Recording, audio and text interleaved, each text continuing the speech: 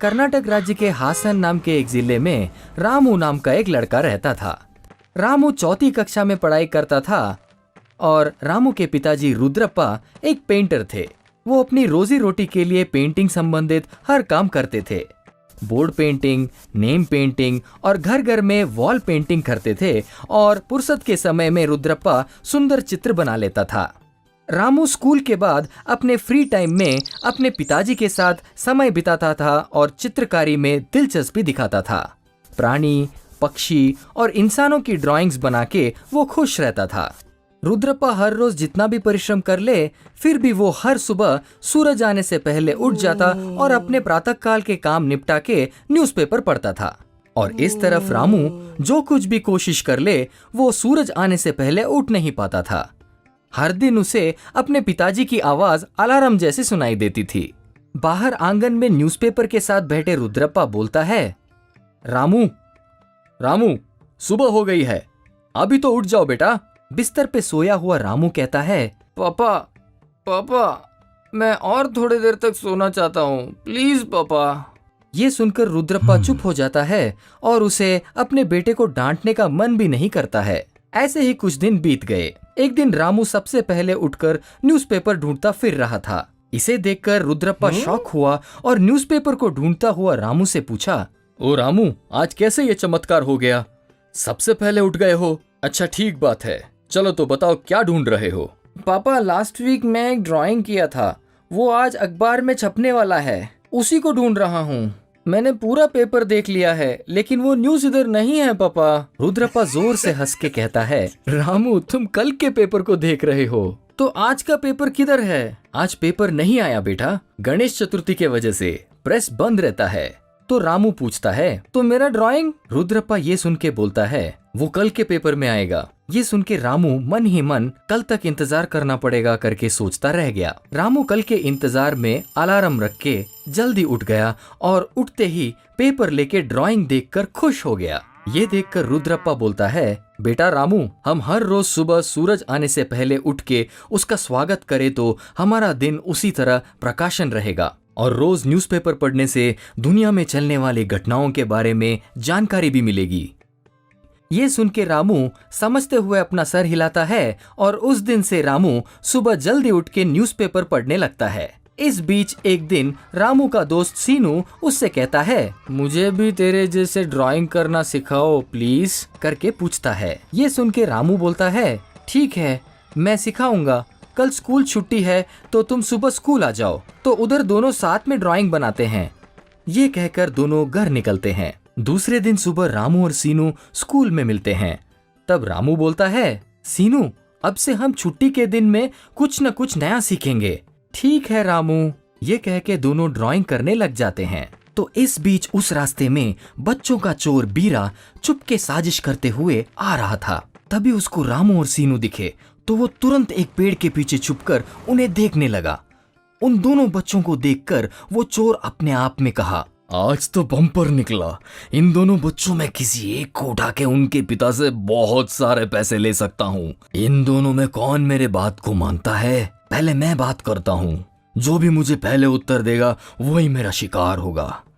ये कह के वो बच्चों के पास दौड़ता हुआ चला आता है और कहता है, अरे उधर तुम्हारे पिताजी का एक्सीडेंट हुआ है और वो बहुत सीरियस हैं। ये सुन के रामू चुप रहता है और शांति से चोर को देखता रहता है, लेकिन सीनू घबरा कर कहता है, अरे क्या हुआ, किधर है मेरे पापा?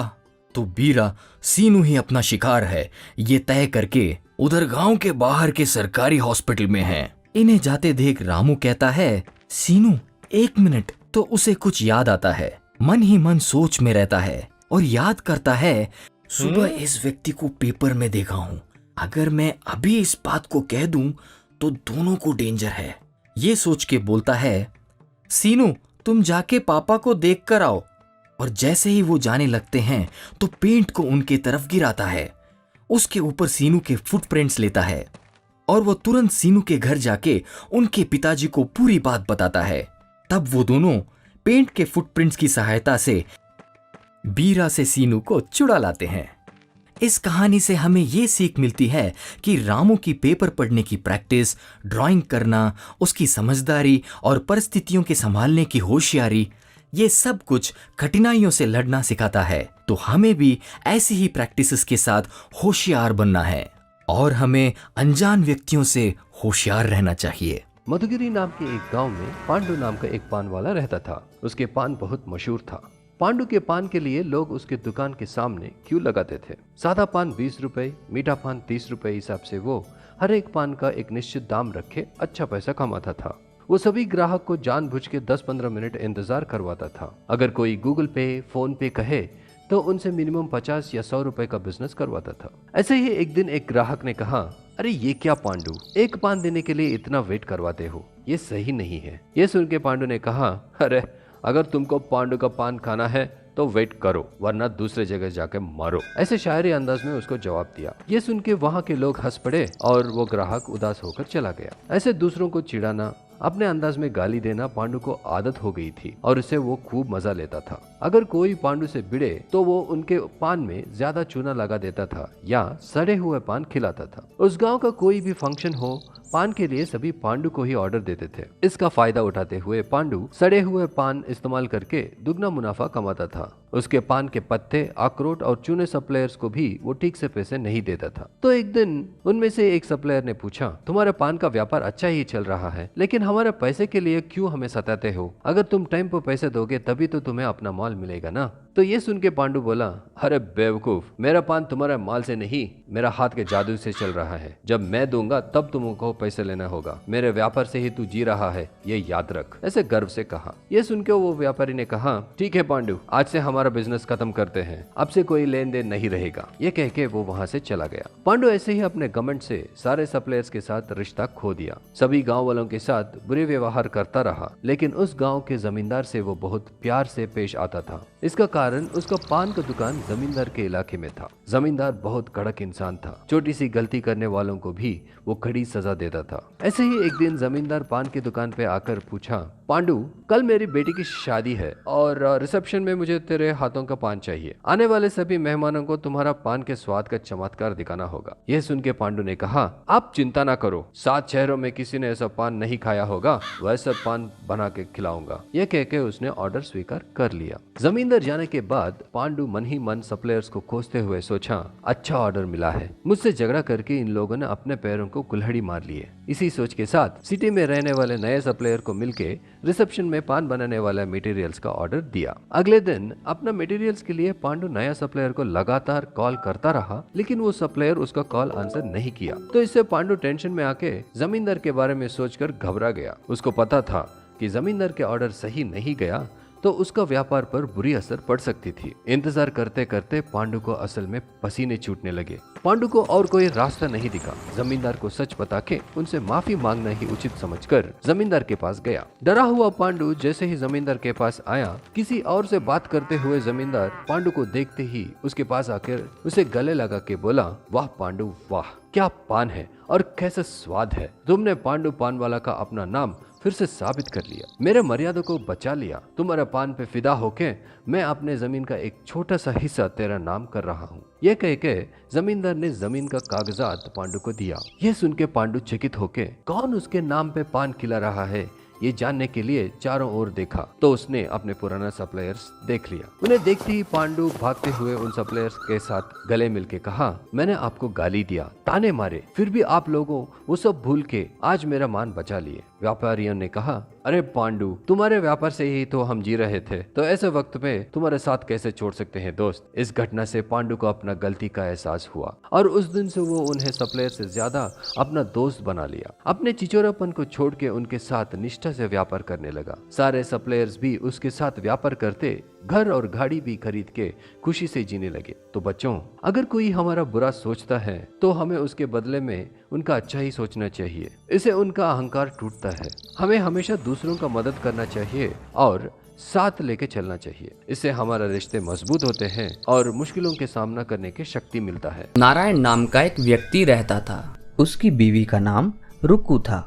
अगर उसकी बीवी जाओ जाके कुएं में गिर जाओ बोलती थी तो नारायण पूछे बिना सीधे जाके कुएं में गिर जाता था और बाहर आके पूछता था, रुक्कू, तू मुझे कुएं में गिरने के लिए क्यों कहा? बहुत ही मासूम और प्यार से पूछता था। नारायण अपनी पत्नी की हर बात को आकाशवाणी समझता था। अगर नारायण की पत्नी एक रेखा भी खींचती थी तो वह उसे पार नहीं करता था। अगर वह एक रेखा खींचने के लिए तैयार होती थी तब भी वह उस तरफ सिर करके भी नहीं सोता था। नारायण जो कुछ कमाता था वह सारे पैसे अपनी पत्नी रुक्कू को दे देता था और अगर उसे 1 रुपया भी चाहिए तो वह अपनी पत्नी के आगे हाथ फैलाता था। आज तक नारायण की जो भी अच्छी कमाई और विकास हुआ था उसका मुख्य कारण उसके पिता नरसप्पा थे। नरसप्पा ने बहुत ही कठिनाई से अपने बेटे को पाला, पढ़ाया और बड़ा किया था। आज नरसप्पा की हालत बहुत खराब थी और उसे एक वक्त की रोटी के लिए भी रुक्कू के सामने हाथ फैलाना पड़ रहा था। पहले से ही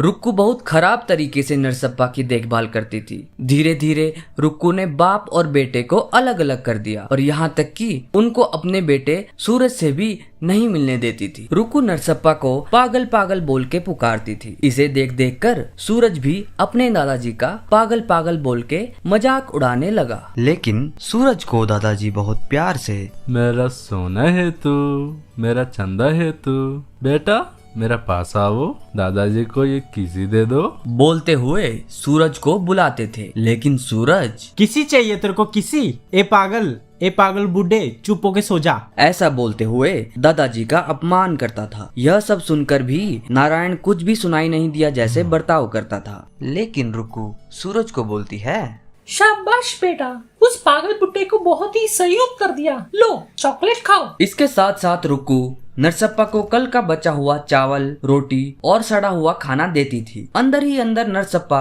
बहुत दर्द सहता था। इन सब बातों को बेटे से बोलने का भी कोई फायदा नहीं था। नरसप्पा बहुत रोता था और ऊपर से पोता सूरज भी नरसप्पा का बहुत अपमान करता था। रुक्कू का छोटा भाई अरविंद बेंगलोर में सॉफ्टवेयर का काम करता था। अरविंद की पत्नी बहुत ही अच्छे और नरम स्वभाव की थी। रुक्कू के पिता रंगैया भी छोटे भाई अरविंद के साथ ही रहते थे। छोटे भाई अरविंद और पिता को देखने के लिए रुक्कू और सूरज दोनों बेंगलोर आते हैं। पोते को देखते ही रंगैया, अरे मेरा सोना, इधर आओ बेटा, मेरे पास आओ, नाना जी को एक किसी दे दो। तब सूरज बोलता है, किसी चाहिए तेरे को किसी?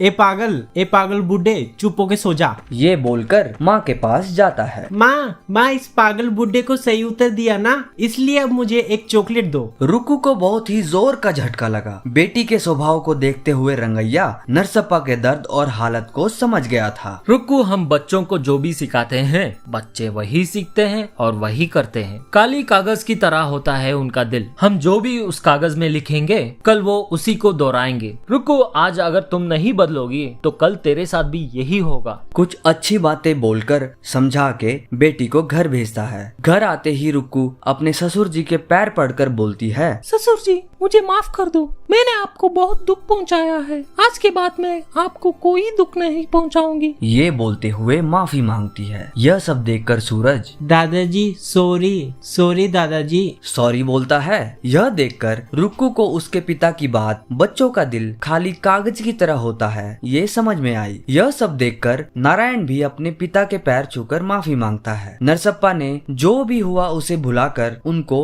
माफ कर दिया और खुशी से रहने लगा। हमें बड़ों का आदर करना चाहिए और बच्चों को प्यार करना चाहिए। जो बच्चा है वो एक दिन बड़ा भी होगा और जो बड़ा है एक दिन बूढ़ा भी होगा। इसलिए हमें बड़ों का आदर करना और प्यार से उनकी देखभाल करनी चाहिए।